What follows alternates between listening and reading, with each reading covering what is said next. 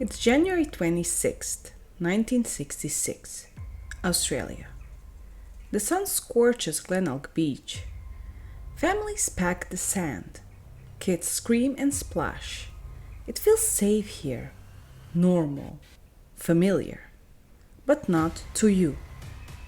You're staring at a file nearly 6 decades old. Inside, 3 names: Jane Beaumont, age 9, Arnna Beaumont, age 7, Grant Beaumont, age 4. 3 children, siblings, gone without a trace. No witnesses, no struggle, no answers. You flip the folder open. Here's what you know so far. At 8:45 a.m., Jane leads her brother and sister out the lobby. They're headed for Glenelg Beach, just 3 kilometers away. They've done it before. Jane's mature, responsible. Their parents trust her.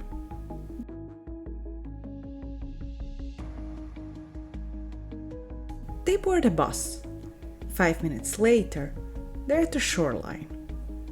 Nancy Beaumont, their mother, expects them home by noon. But noon comes. No kids. She waits for the 2 p.m. bus. Still nothing. You circle that window on the timeline. Between noon and 2 p.m., something changes. At 3 p.m., Jim Beaumont rushes home from work. He and Nancy drive to Glenelg Beach. It's still so crowded. Laughter echoes across the sand.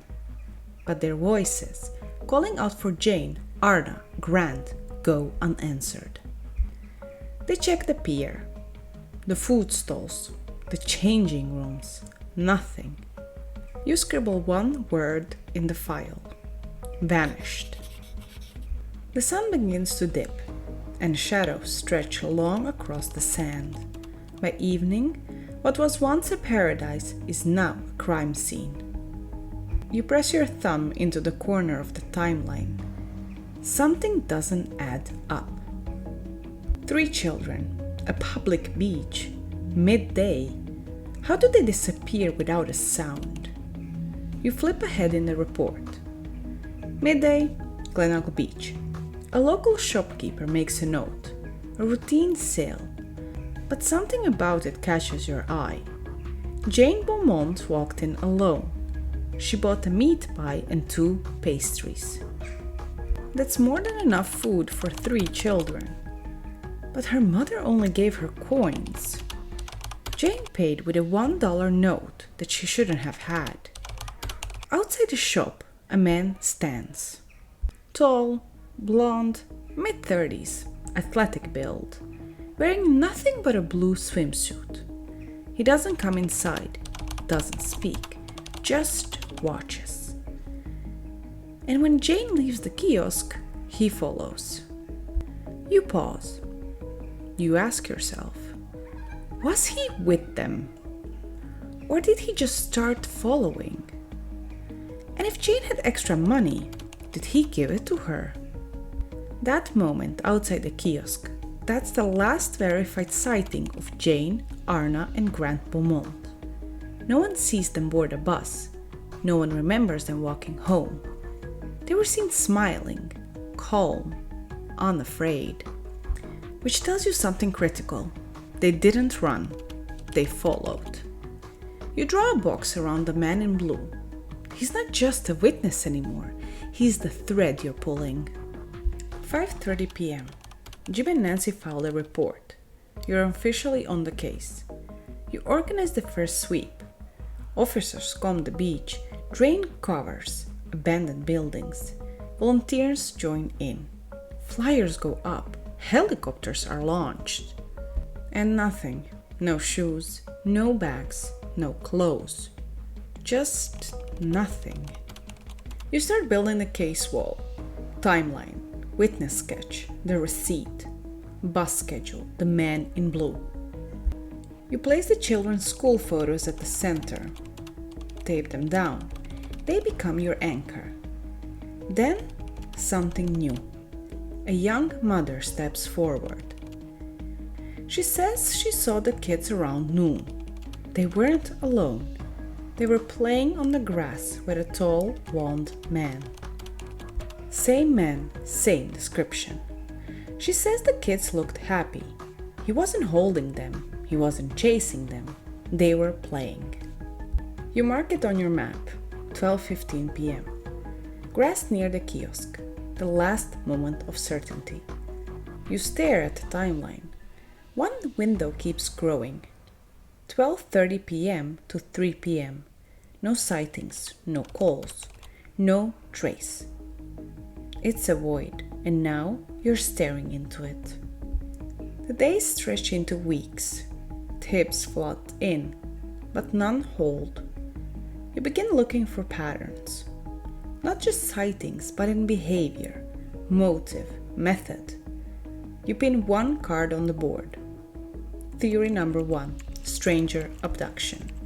It's the simplest explanation and the most chilling. A man targets the children, earns their trust, disappears with them. The man in the blue swimsuit fits, friendly, present, but detached. He doesn't grab them, he lets them come to him. You underline, groomed, not taken. Then you pull up the next file. A name, one that surfaces again and again. Bevan Spencer, convicted child killer, lived near Glenelg. Something he matches the sketch, but there's no proof he was there. Another name emerges, Derek Percy. Violent, disturbing journals. No memory of that day. You heard it before. You mark both names, red pins, but you don't stop there. You scan letters, tips, old newspaper clippings. A 1997 letter claims the kids are buried under a factory. Police dig, find nothing. Another man accuses his dead father. Another digging, another empty hole. You write across the caseboard. False hope is its own kind of cruelty. You step back from the board. Pins, maps, photographs, timelines, all pointing to the same thing. Nothing. No bodies, no confession, no evidence that holds. And so, like every investigator before you, you're left with the aftermath. You close the file, but you don't forget. The timeline remains. 8:45 a.m. bus ride.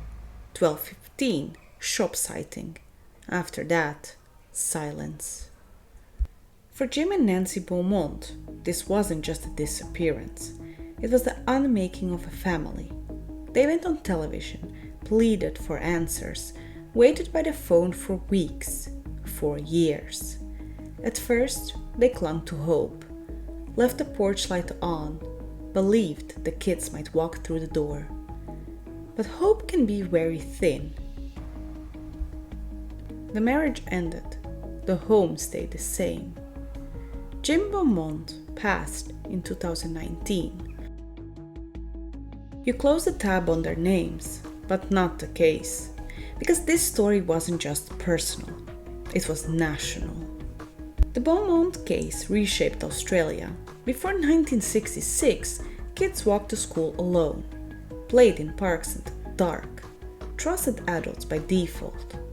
After 1966, everything changed. Locks on doors, eyes on strangers, independence replaced by fear. You mark it on your board. Impact? Irreversible cultural shift. Even the location, Glenelg Beach, carries the weight of absence. A memorial plaque stands there now. People leave flowers, photos, letters to children frozen in time. And still, the case remains open. In 2021, police dug again, a factory site in Adelaide. They found nothing, not a thread of clothing, not a bone, not a clue. You close your eyes. Decades of new technology, forensics, DNA, satellites, But without evidence, even science can solve a ghost. If you've made it this far, then the case is now yours too. Somewhere out there, the answer still exists. Maybe buried, maybe whispered, maybe forgotten. And maybe, just maybe, it resurfaces. This file will stay open in our archive, but next time we'll examine a new one, a new place, a new puzzle, a new mystery.